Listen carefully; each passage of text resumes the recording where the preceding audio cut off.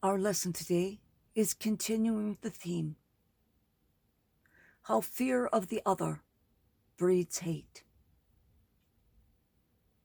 When a person loves all persons, as commanded by the Christ, thus living under the commandments of Christ and God the Father Almighty, one is at peace with the world. Yet there will be the petty irritants, such as they were lazy and packed my order wrong, so as to not have to work. But that is a small thing, and it doesn't upset one's love of one's neighbours, one's brothers and sisters of God. But when one is fearful of someone, or suspicious, as Herodias was of John the Baptist, then love can't exist. Fear breeds hate, for fear allows the thoughts born in Gehenna and of the Prince of Darkness to enter your thoughts. And such things as transference. Instead of believing and thinking that you hate them because of your fears and suspicion, your mind tells you that they hate you. It transfers all of your feelings onto them, displacing all of the discomfort and responsibility onto them. They are causing these problems by their hatred of you, their suspicion of you, when in fact, they're innocent of everything. You can see how this type of hate is a form of mental illness with the loss of thought control, the transference, and the eventual inability to admit any personal responsibility for one's own actions and thoughts. This is where mass shooters come in. This is how they are created and formed. Then instead of creating a group, they individualize all processes. Then the hate and transference moves toward a full conspiracy against the others. For once it is us versus them, and we and the others. There are distinct loyalties that are required of all persons. If someone refuses to join with us, they must be with them. There is no neutrality. This occurs in high schools. This occurs in union halls. This occurs in many job situations where there are work teams and where work is supposed to be cooperative. Ha, right. This also occurs in society, but between people who feel that someone else has forced them into a downward position when, in truth, there is no discrepancy of power or status. It's all in the mind of the one who starts the hate. This is how white supremacy is started, how white nationalism is started. And everyone who decides is putting them down is their target. All other races, all other religions except the eponymous Christian, now identified as evangelical white hate. They are against everything but Trump, Steve King of Iowa, 3 congressional representatives from Idaho, Indiana, and Ohio, and the Ku Klux Klan.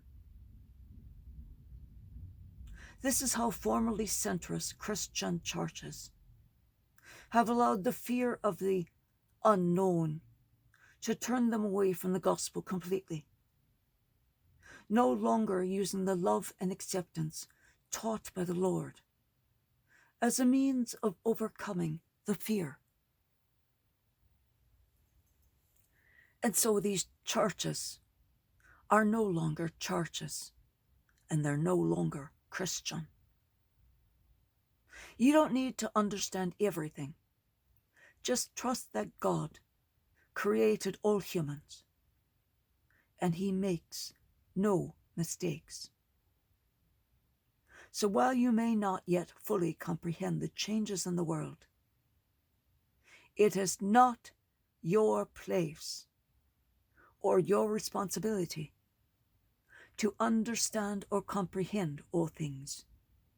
You are not God, and you can't know what God is doing. But you as a Christian simply need to trust that God created these people in his image,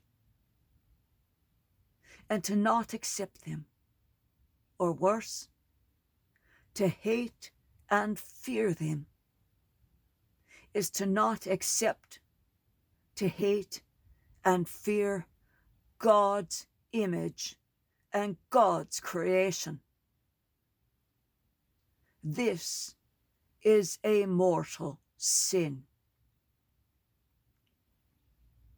Those churches, big C and little c, unable to follow God's laws, are then falling away under the sway of the evil one, as he burrows into their hearts with his evil, hate-filled ways and deceptive false prophets, who stand up and say, God hates all things that are not normal.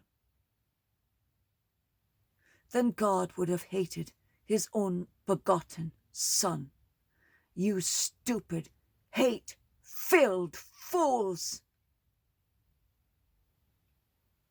The fear and unease that arise from mistrust and suspicion, seeing other people in terms of us versus them, is not easily overcome.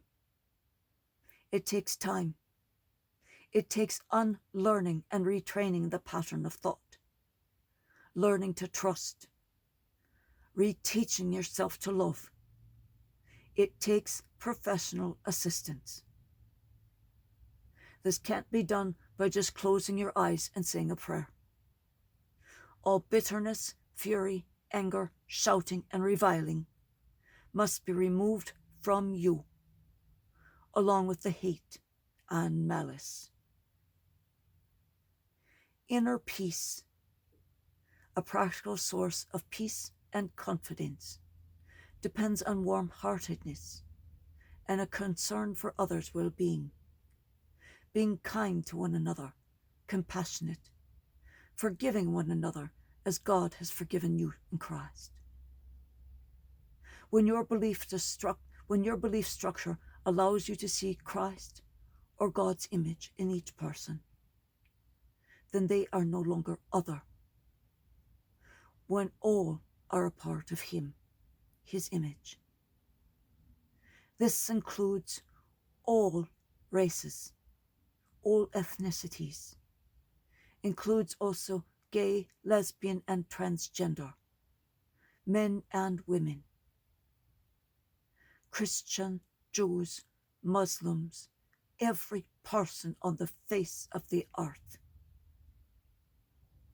You are called to be an imitator of God, as beloved children of the Father Almighty, and to live in love. Being a good moral Christian is more than helping others and helping those with less than you. It is more than merely not doing evil. A good Christian does good and actively opposes evil. We must work to notice nascent hate forming, new hate forming in people before it becomes the level of mental illness hate.